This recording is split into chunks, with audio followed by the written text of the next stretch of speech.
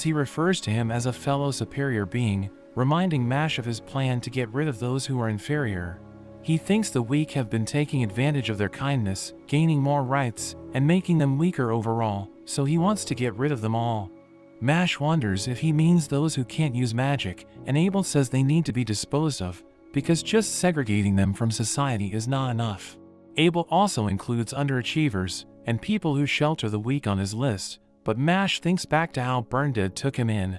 He does a double backflip even as a kid, and Burndead gives him a taste of his first cream puff. He thinks about Burndead telling him how proud he is to have him as his son, and Mage realizes he can't be friends with Abel. Abel says he just doesn't understand, calling him dense, so he decides Mage's inferior genes need to be eliminated, as he sends his puppets to attack. We see Love as she goes to find Abel. She is relieved she managed to get away from Rain, but she finds the door to Abel's room broken, and she is shocked seeing Mage fighting against Abel. Mage crushes one of the puppets, but acid suddenly spills out from it, and Abel tells him he should be more careful. However, Mage grabs onto the head of the puppet he destroyed. Love wonders what Mage can do against the acid puppets, but Mage throws the head, and ends up bowling over all the acid puppets in a single strike. Love can't believe what she just witnessed, and Mage wonders if Abel would consider himself inferior if he loses.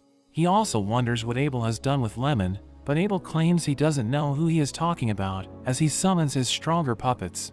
He thinks Mage doesn't stand a chance, but the puppets get sent flying, and Abel realizes Mage has gotten even stronger since their last meeting. Mage demands that if he wins, Abel must let Lemon go. Abel is impressed Mage isn't just all talk, but he uses the strongest puppet, Mage himself, as Mage starts to beat himself up. He can't control himself, and we see strings attached to his body. He starts choking himself out, but the string suddenly breaks, as Abel apologizes for using such a crude technique, saying it was too one-sided. Instead, he brings out Finn, who he managed to capture and turn into a puppet. He notes he also captured Barrett, but he was too injured to be useful, so Finn will serve as the entertainment. He sends Finn to attack, but Mage blocks the attack. However, Abel warns him he is not allowed to block, or else he will tear Finn to pieces. Mage starts getting beaten up, and Abel suggests he has the choice to take Finn out himself, saying that people always want to believe they are good, but that's not their true nature. Mage continues taking the hits, and Finn's axe ends up breaking, but Mage is still unfazed. He takes out his gold coin, and Abel wonders if he is finally ready to hand it over. Mage flicks it at him, but it actually cuts the strings controlling Finn, and Finn starts to transform back into a human. The coin returns to Mage, and he claims that the coin must just like him better. Abel uses his technique to control Mage once again, deciding that he is done messing around. Mage tries to resist, but Abel calls it useless, saying it's impossible for a human to resist his power. Mage says he will make him regret messing with his friends, as he is able to take a step, breaking one of Abel's fingers. Mage gets into position, as Abel struggles to hold him back, as Mage breaks free, and smashes him in the face. However, Abel activates his skill, and Mage starts to turn into a puppet. Abel is impressed Mage managed to make him use this spell, but Mage is completely transformed into a puppet, and he says it's all over. Abel goes to take Mage's coin, but it turns out to just be a cream puff, and Abel is confused. He suddenly gets punched, and Mage returns to being a human, glad that his cream puff is okay. Abel wonders how Mage was able to move as a puppet, because his puppet magic blocks the electric signals from the brain, so he shouldn't be able to move. But he realizes it must have been a spinal reflex. Just like pulling back after touching something hot, or moving your foot when your knee gets tapped, there are some actions that bypass the brain to respond quickly to external threats. So taking Mage's cream puff was the trigger for the reflex, and Love thinks it's ridiculous the cream puff was so important to him. Abel acknowledges Mage, so he decides to use the power he gained from extracting the magic from the other students. He activates his second TheMagic, summoning a giant puppet, and he reveals it has the ability to turn anyone within a 100-meter radius into a puppet. He explains the puppet will create invisible strings that will transform his body on contact, and Love worries she is also in range of the attack. Abel says it's impossible to counter his attack, and once he has become a puppet, he will be toyed with until he can never recover. The strings descend, covering the entire area, and Abel says Mash should be happy he made him use his ultimate skill, but his doll is somehow destroyed, and Mash is revealed to be fine.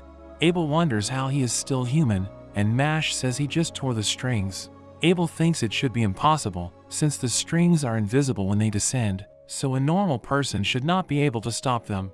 Love is shocked by what actually happened, and we see Mash shifted his body in a particular way so that the strings touched him at different times, so the moment he felt the string on his left side, he instantly tore them when he still had control of his right hand. Love can't believe his insane strategy, and Abel wonders if Mash is even human. He tries attacking with his puppet, but Mash completely shatters it, and he appears behind Abel. Mash grabs onto him, jumping up into the air, and he smashes Abel into the ground. In a flashback, we learn about Abel's mother. She was a kind and compassionate person, and although she was a noble, she treated the commoners just as equally, saying that it was only by chance that they were born privileged. But one day she was stabbed. She was distributing food to the poor as she would always do, but one of them got greedy, wanting all the food for himself, and he ended up stabbing her when she resisted. Despite believing in the goodness of humanity, she was taken away, so Abel started to believe that the weak needed to be purged. He gathered the most talented people to join him, people who also weren't satisfied with the way things are in the world. He refuses to change his mind, saying it's natural for the strong to take from the weak, but Mash says he is wrong, because there will always be bad people, no matter what their social standing is. Since he won their fight, Mash asks for Lemon's location, and Abel agrees to let all the students go. Mash thinks that since he was doing everything for the sake of his mother, he isn't such a bad guy. Abel releases his spell, revealing Lemon, and Mash catches her. Finn regains consciousness, and the three are glad to be reunited. They all celebrate, and Finn and Lemon call Mash a hero. Finn is in tears thanking Mash, and Lemon apologizes for getting him involved, and she thanks him for saving her. Barrett comes crawling over as well, saying he also helped, and they continue to celebrate together. Abel can't believe he lost to such buffoons, and Finn wonders what happened to Lance. We see Lance in the dungeon, and he runs into Rain. Lance suddenly blocks his attack, and Rain is surprised he could counter his magic. His spider companion reveals his power is through the roof, and we learn that it's not actually Lance, but one of Innocent Zero's associates. The man wonders how Rain saw through his disguise, but Rain is just attacking first and asking questions later, saying that it's faster that way. Rain wonders what Innocent Zero wants from the school.